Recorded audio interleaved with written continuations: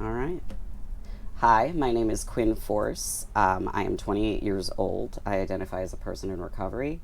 I've been in recovery now for almost 4 years. The time flies when you're having fun not doing drugs. And I currently serve at the National Alliance for Recovery Residences as part of the AmeriCorps program, Minnesota Recovery Corps. I live in St. Paul, Minnesota. Thank you, Quinn. Thank you so much for taking the time out of your day to come out here and join us for a little bit to share your story. So, we'll get started right at the beginning. So, let's Sure. talk about childhood. Did you experience any trauma? What was it like? That kind of thing. So I grew up in a house with a father who was in active use, and it definitely, you'd think that watching, your mother go through that, your siblings go through that, all that stuff, and personally experiencing it, like it'd give you like a little heads up, like, hey, maybe this isn't something that, or this is something you should be worried about. But unfortunately, addiction doesn't work that way. So that was a hard time. I mean, I it was rough, and particularly for me, I grew up not really understanding who I am, like who I was. Um, I use he/him pronouns. I identify as a queer, non-binary trans man, and I didn't have words for my experience as a child, and particularly as a teenager. So I didn't come out until I was in college. Oh, wow. Yeah, I was having a really hard time, and my mental health kind of started to plummet as I got older, in part due to the household that I grew up in, Okay. as well as I'd say that I'm a good precursor for it with my family history, but it certainly didn't help to have those, roiling internal thoughts of like, why do I feel this way? This can't be normal. Sure. Like all this stuff, that, being a, like, I mean, I wasn't even the point of being closeted. I was like unwilling to admit that I was even having these feelings. Okay.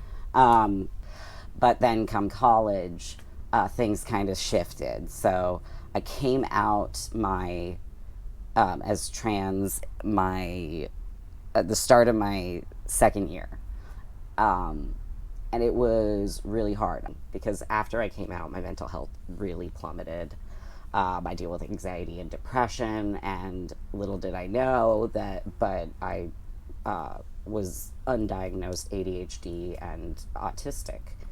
Um, and that was, you know, uh, something I only really realized in college because I had this space that I could experiment. But the kind of cat's out of the bag feeling Right. of everything is just elating and also incredibly stressful because every moment of every day it felt like death by a thousand cuts. Like every time I get misgendered, every time I get misnamed, just like somebody going,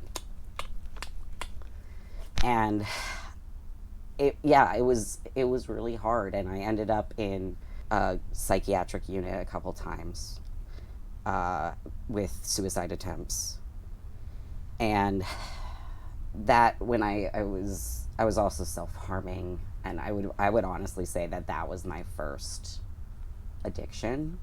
I deal with multiple chronic health issues, like I said, the diabetes, but um, like I started dealing with chronic pain, and it was really bad. And I was a young person. I was only like 22, Oh. and I needed to use a cane to walk. And I ended up seeing a rheumatologist who just was like, well, it doesn't really matter what you're dealing with. You're in a lot of pain. And that was like the first validation that I had. Right. He's like, so we're going to do that. We're going to do this. We're going to treat your pain. And then here's some opiates. Like, So I ended up started taking the meds, and I kept trying to figure out what was going on, and my doctor didn't. My doctor just kept giving me scripts. Just, it's a really weird situation when your doctor is your drug dealer, but you know, it was another way to dull both the physical pain and now also the mental pain. Right. And yeah, I slid down fast. I started drinking when I had run out of my pills too early. So I was like telling myself, like, it's fine, they're barely in your system now, but it'll help you keep you from getting dope sick. Right. And I mean, like, I didn't even use that word Right. back then. It was just like, I feel terrible without it. Right. It's like, honestly, like, yeah, opioids are so brutal. Like, yeah, it was rough, and eventually I bottomed out. You know, as you do. I had been interested in working in a pharmacy in order to help patients dealing with chronic pain, and I made some very dumb decisions, and I stole medication, and they caught me right away. Wow. Yeah, and like, it's like I'd been planning to use them to kill myself, and they caught me. Some cops came in and sat me down and was like, "Are you planning to harm yourself?" And I'm like, "Oh yeah," like, yeah, definitely. And like, all right. So I was taken and admitted to a psychiatric institution. And there were a few things that started to change for me with that, and that, like, honestly, like, what I needed at that point was, like, you know, some break, some way to step back from the, you know, single track mind that I had, you know, just gotten on and couldn't get off. And getting away from that day-to-day life, losing my job, honestly, was good for me. Like, getting away from being in spaces where drug use was normalized, or like getting away from doctors that weren't treating me as a patient. They were just treating the symptom Right. of pain. And, like, you know, the truth is I didn't need to be on those opioids. Truth is I am healthier today, and my pain is more well managed today without opioids than it has ever been. So your sobriety date then is, what's your sobriety date? Oh, I didn't say that at the beginning, sorry. It's okay. Yeah, my sobriety date is about December 5th, 2017. Okay. So you Almost have almost 4. 4 years. Yep. Congratulations on that. Thank you. So what do you do to maintain your sobriety today? I mean, honestly, to me, recovery is so much more than people assume on the outset. Like, for me, recovery was transitioning. I didn't ever go to treatment. I didn't ever go to a recovery house. I barely even had an IOP. But I did have people. And that is one of the things that really has helped me maintain my sobriety, and really finding a niche of people who are willing to learn and understand one another and let people change. So yeah, for me, transitioning has been a huge part of my recovery. Honestly, I get a huge boost to my recovery from 2 things. I work at the National Alliance for Recovery Residences as a Minnesota Recovery Corps member, as I mentioned. And the fact that I'm able to work, like, to serve as as someone that gets to help other people based on both my experiences and the experiences of the people I care about is just really cool. And then the other thing that has kept me sober and in recovery in a healthy way has been creative outlets and telling my story and honestly playing Dungeons and Dragons. We all have one of those. So, what dreams have come true for you? You talked about it a little bit. And what hopes do you have for the future? Well, I mean, getting my top surgery was huge.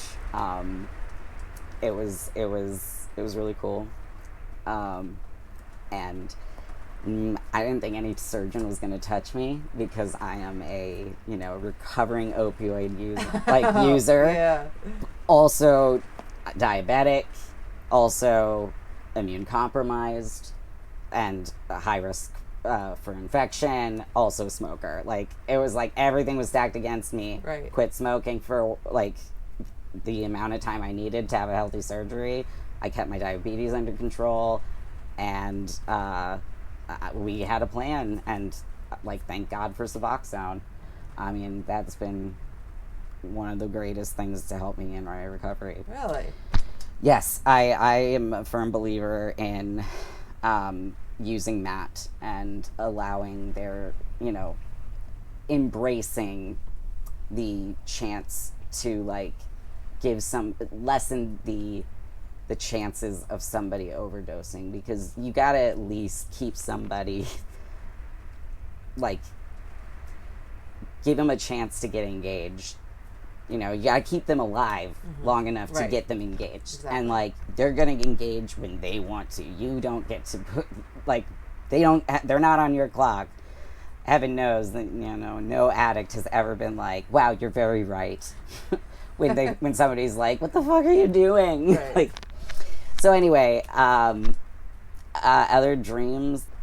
I mean, we've just put on the 2021 NAR Best Practices Conference, and I was, able to present or moderate a panelist discussion talking about LGBTQ needs in recovery housing.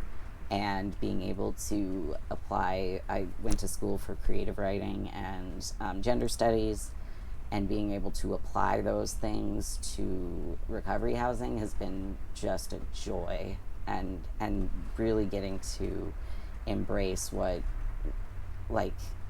I think is just a really important and underserved intersection. Right. Because my story, as far as being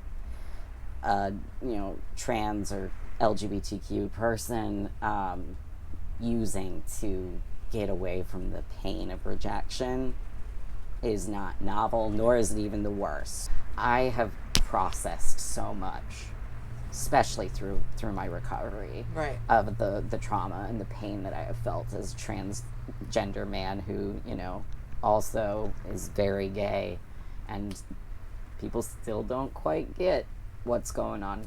You don't have to get it, you just gotta respect it. Yep. And so for somebody who is trying to get sober, do you have any words of hope that you'd like to share?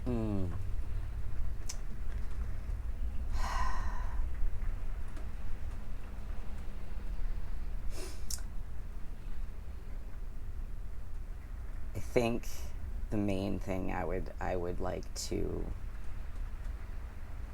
share with somebody who's thinking about entering recovery is that you never have to fit the mold, because your recovery, the way that you need to be getting better and taking care of yourself, that's the thing that matters the most. And it doesn't matter if it adheres to somebody else's standards. It's your recovery. And it's not, there is no wrong way to do it. Yeah. I highly recommend using Dungeons and Dragons, tarot, and a lot of Netflix as well. Well, on that note, I want to say thank you so much for coming out and sharing your story. You were very honest and candid about everything that has happened. And with that honesty, a lot of people are going to be helped. So we really appreciate you coming out and supporting On the Road of Recovery. Thank you so much for having me.